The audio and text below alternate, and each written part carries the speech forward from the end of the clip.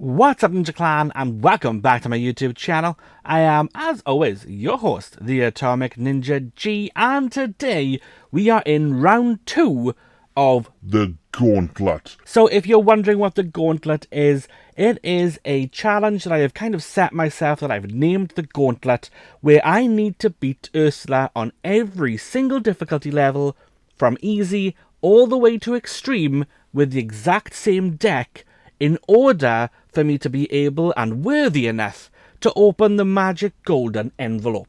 In this golden envelope is a playing card. There is one single card, and when you beat Ursula, you get to open it. Now, I have set myself this challenge. Nobody has set it for me. It's not in the rules of Lorcana. If I wanted to, I could open it right now and find out what it is. But I want to be worthy of whatever's in this envelope. So, I am going through the Gauntlet. Now, if you are watching this video and you're one of those people who want to tell me what is in the envelope, I'm going to ask you very politely, please don't. I will delete your comments. Do not tell me what's in this envelope. Thank you very much. So then, the rules for the Gauntlet are as follows. I have to beat Ursula on each level before I can progress to the next one. If I lose to Ursula, I stay on the level that I'm at. But if I change even a single card in my deck, then I need to go all the way back to the beginning and start again. Now, today we are on a Dark Realm. This is a normal difficulty battleground. It is part 2. So if you've missed part 1 of this series, then the description for part 1 will be in the comments below. Spoilers, I'm on part 2 and I'm on level 2, so you know I win that game. But go check it out anyway, because it gives you a feel for the deck. If you want to know what deck I'm using, again, check the description below. There's going to be a full deck list down there. If I've forgotten to put it in there, somebody let me know in the comments below and I'll add it straight away. Or for a real deep dive into my deck, go check out the video that you can see on the screen here. It's going to be in the description below as well. In that video, I basically break down all of Ursula's deck and break down my deck, talking about the strategies and the things I'm taking with me and why I'm doing what I'm doing. So here we are then, guys. We're on a Dark Realm today, normal difficulty. Ursula has 0 abilities here, which means when she gets to 20 lore, she's going to be drawing an extra card.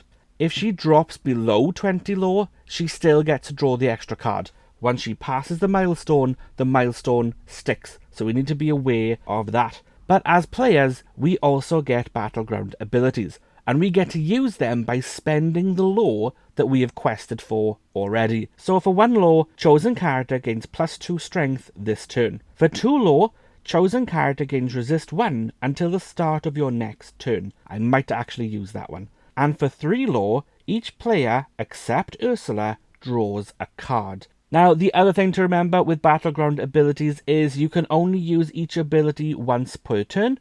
So I could spend 6 lore to use each one in 1 turn, but I cannot spend 2 lore and get 4 strength this turn. That is everything you need to know, guys. Everything is already set up. I'm going to draw my cards, I'm going to mulligan, and then we'll get right into it. I'm going to mulligan 5. So here we go. She is going to ready all of her cards. She has nothing to ready. She's going to do any start of turn effects. She doesn't have any. Then she's going to resolve the rows. The first thing she's going to do is resolve Ursula's Stolen Trident, which means she exerts and gains 1 lore. Then she's going to draw 2 cards. So here we go, 1 and 2. And then we're going to reveal them. So here we go. First card is a 2-cost Jetsam.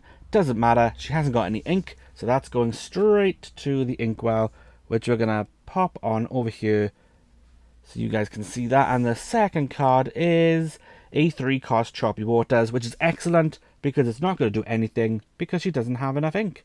Hooray! Great first round from Ursula. Very happy with that. Now it moves to our turn. We ready, set, and draw as normal. Okay, I'm going to ink Robin Hood. And then I'm going to spend that to play Hidden Cove. It's a 1-cost, move cost of 1, 6 willpower, and has Revitalizing Waters. Characters get +1 strength and +1 willpower while here. Doesn't generate any lore, which makes me very sad, but It is good for protecting against that cheeky damage that Ursula inevitably is going to do to me until I can bring out a Queen's Castle, which is going to help me draw a whole bunch of nonsense. But with nothing else that I can do, it's back to Ursula. Okay, so she's going to ready her row. She's going to do start a turn effect. Doesn't have any. She's going to resolve her row and gain 1 law. Then she's going to draw one at a time her 2 cards. 1 and 2. And then she's going to reveal them. So we got a 2-cost Gaston. Oh, no, actually, this is pretty good. It's a 2/4 quest for 1 and has positively primeval. When you play this character, deal 4 damage to the opposing character with the lowest cost. Now, even though I have a location on the board, locations are not characters, they are locations. So, Gaston's 4 cheeky damage does absolutely nothing. And next up we have, oh no! Oh, that's not good at all. Opposing players can't use battleground abilities, and minor stipulation, at the start of your turn, banish this item, gain 3 law. So she's going to jump up that law track real fast next turn. So I'm going to pop that there because that is going to count as a set move or a start of turn ability. That's going to happen first, then she'll resolve the row. So even though technically speaking, I think it's supposed to go here, I like to put it here to remind me that needs to happen first. That is all of her reveals. So now it's over to me. So I'm going to ready, set, and draw. I'm going to ink a Hidden Cove because I don't need 2 of those on the field. And unfortunately, I don't have any 2-cost cards. I've only got 3 costs from here on in. So I am going to have to pass and not do anything. And hopefully we can weather the storm of Ursula's next turn. Okay, so she's going to ready her row. Then she's going to set, which means any start of turn abilities or effects take place. Ursula's contract has one of those, so at the start of your turn, banish this item, gain 3 law. Boo! Which now puts her at 5. Except now, she's also going to resolve the row, so she's going to gain 1 for the Trident and 1 for Gaston, bringing her to 7, and we are still on 0. And that's before she draws her cards. So here we go, 2 cards. 1, 2. Okay, Tentacle Swipe. Deal 1 damage to each opposing character, then put this card into your Inkwell face down. That's fine. So she has 3... Just checking, that was 2 cost. She has 3 ink now, and nothing is taking any damage. I would much rather actions and abilities go in here, and characters come out here. Here we go. A 2 cost. Wow, all of her 2 costs are like in the same place. I shuffled this. It was it's a 2 cost Mad Hatter, 3/5 quest for 1 vanilla card. Bit of glare there. I'm really sorry for that, guys. But you should be seeing the cards in the top line here anyway. So hopefully it's not too much of a distraction for you. Not too bad. Not too bad. That 7 law makes me very uncomfortable, but it's not too bad. It's our turn. We're going to ready, set, and draw. It's not a great turn, but we're going to ink Maleficent. And then we're going to spend 3 because we're going to play Wildcat. So Wildcat is a 2/3 quest for 1, 3-cost inkable character, has evasive, and has the ability disassemble. Exert this character, banish chosen item. So hopefully we can weather whatever happens next and take out that Trident, which will stop her from getting 1 law every single turn. So she's going to ready her row, and then she's going to set. There's nothing for her to do, so then she's going to resolve her row. So she's going to quest for 1, 2, and 3, putting her to 10. Then she's going to draw 2 cards. She is halfway to that 20 mark, which allows her to draw an extra card a turn. Let's move Wildcat over. Alright, here we go. Oh, 1 card at a time. A 4-cost Tamatoa. Yes! This is fantastic. So Tamatoa is one of 3 cards that can actually take out locations, and she doesn't have enough to play him because he's a 4-cost. So he is going to go into her Inkwell, face down, and do absolutely nothing. Then her second card is a... Oh no, this is not good. A 2-cost Entangling Magic. Each opposing player discards a card, then put this card into your Inkwell face down. So I have to discard a card. And I don't really want to, but I'm going to discard this Belle. Mainly because she's uninkable. And the other cards in my hand are really, really good. And then this goes into her inkwell, giving her 5 ink. So she's on 10 lore, 5 ink, 2 characters on the board, but Wildcat is still in play. So that is great. That's everything she can do. So then it's over to us. So we're going to ready, set, and draw. Now, I don't have anything that I particularly want to ink. So what I'm going to do, just for one turn, I'm going to play it safe. I'm going to spend 3, and I'm going to play Friends on the other side. Draw 2 cards. So that's what I'm going to do. I'm going to draw 2 cards. And hopefully one of these is something I can ink. So I'm going to ink Deville Manor. And that's going to go there. I'm going to spend that one and move Wildcat to the Hidden Cove. He's going to exert to banish Ursula's Trident. That's my discard, not Ursula's. So that's great. So now she's only quested for 2 lore next turn instead of automatic 3. I'm still questing for 0. But hopefully next turn that is all going to change. And we're going to start ramping up very, very quickly. Okay, so she's going to ready her stuff. She's going to set. Then she's going to resolve the row. And she's going to quest for 2. And then she's going to draw 2 cards. So here we go. First card. She's got what? 5 ink? 1, 2, 3, 4, 5. Yep. First card. 4 cost. Crushing Wave. Deal 2 damage to each opposing character. So here we go. Wildcat is going to take 2 damage with our lovely little dice from our trove. And he does have a +1 strength. So actually, he's a 4 strength now. So technically, he does have 2 left. So that's quite cool. And then our second card is a 3 cost Magicka Dispel, which is a vanilla card, 4/4, quests for 2. Not brilliant, but also not the worst. Could also move these guys down, because I keep forgetting she doesn't have the trident. And now it's our turn, so we're going to ready and set and draw. We are going to ink Forbidden Mountain. I'm going to spend 4, and I'm going to play the Queen's Castle. It is a 4 cost inkable, 1 move cost, 7 willpower, gains 2 lore a turn. At the start of your turn, for each character you have here, you may draw a card. And this is where our card draw engine is going to take effect.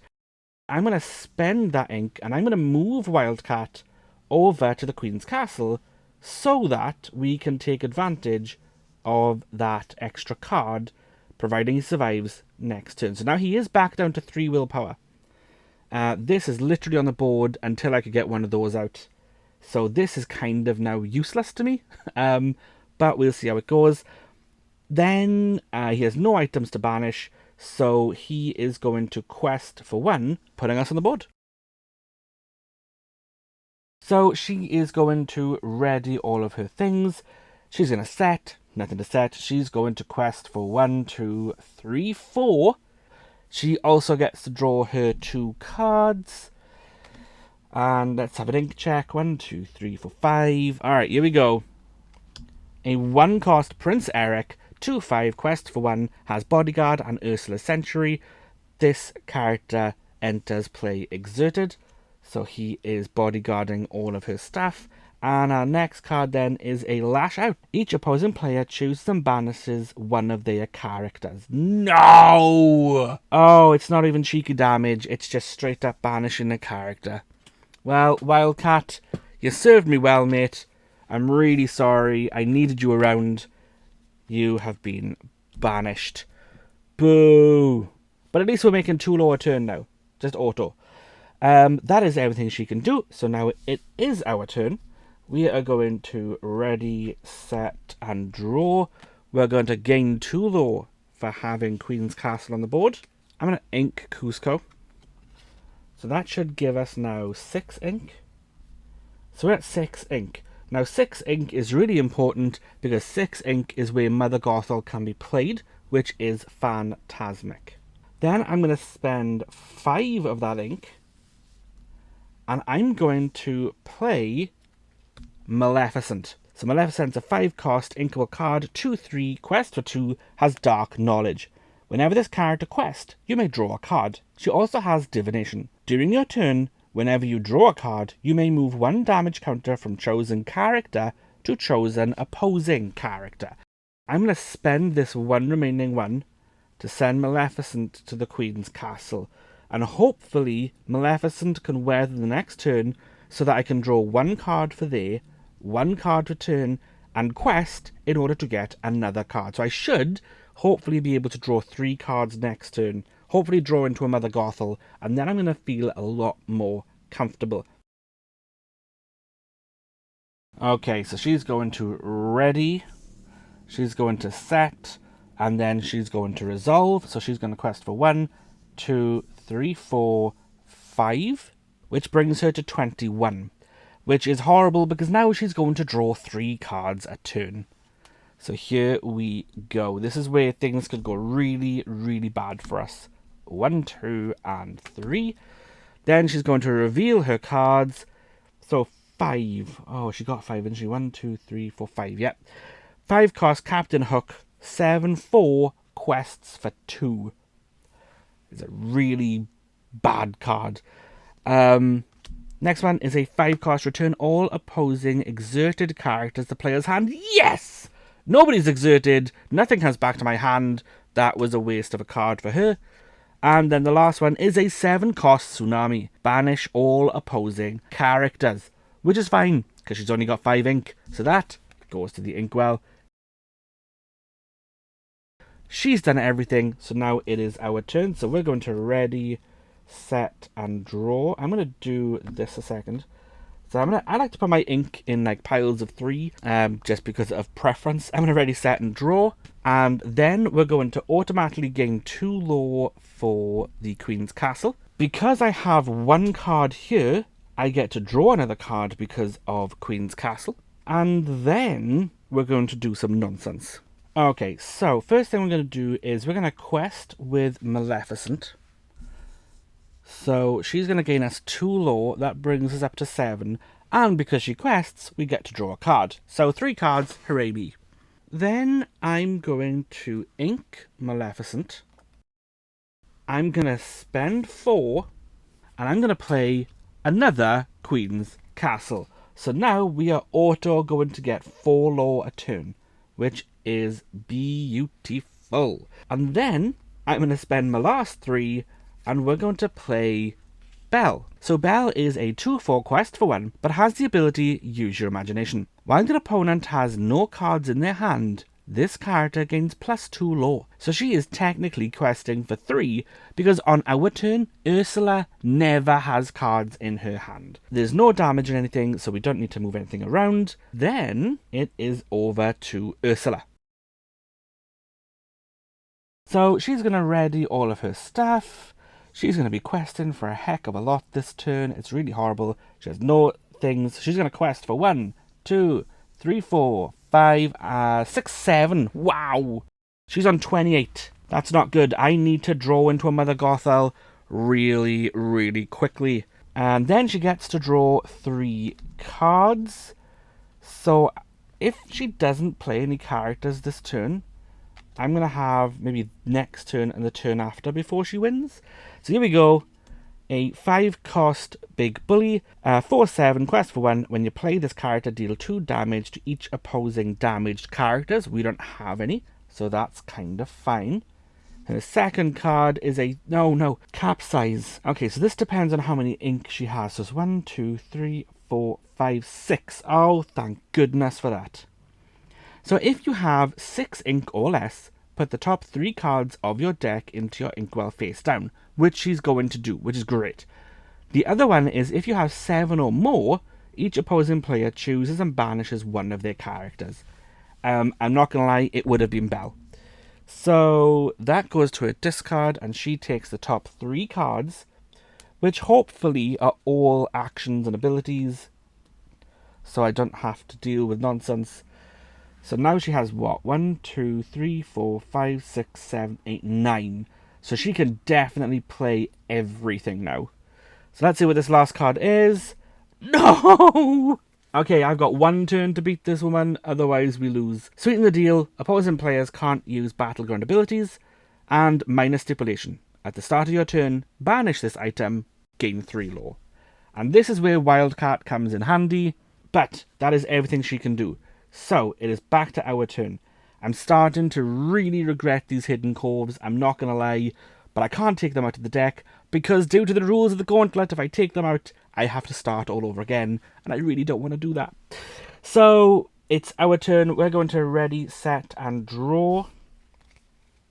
So we've got 3 and a 4. She's going to ready as well. Not a lot of room in this mat. Okay, so let's do this step by step. We're going to gain 4 lore, which brings us to 11. That's just for those two.